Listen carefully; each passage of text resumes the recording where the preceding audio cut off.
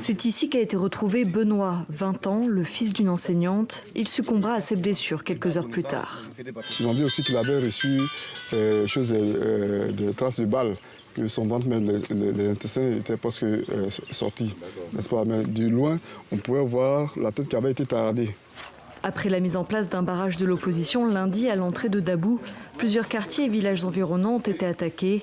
Mardi midi, l'alerte est donnée ici, où vivent principalement des Adiokrou, ethnie réputée proche de l'opposition. Les jeunes repoussent les assaillants qui étaient équipés de fusils et de machettes, des microbes, c'est-à-dire des jeunes délinquants d'Abidjan, selon le chef du village.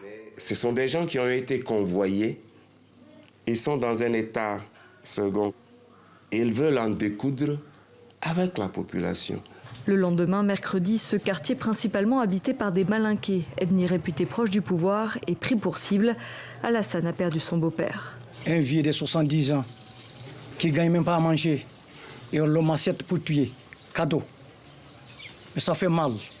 Ici aussi, on accuse des miliciens équipés de fusils et de machettes. Il n'y avait pas beaucoup de jeunes à Adiokrou là-dedans. Parce que je n'ai jamais vu des gars comme ça. Ils sont bien entraînés. Ils viennent 3-3. 3 personnes se suivent comme ça. L'autre tire, l'autre dégage, l'autre s'approche. Selon le gouvernement ivoirien, des individus non résidents ont voulu créer un conflit intercommunautaire car les tensions existent entre les deux ethnies et se sont accentuées.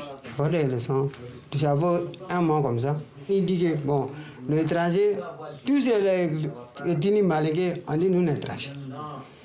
On n'a qu'à quitter dans le département. Aujourd'hui, la méfiance est très forte entre Adiokrou et Malinqué. Chacun accuse l'autre à demi-mot.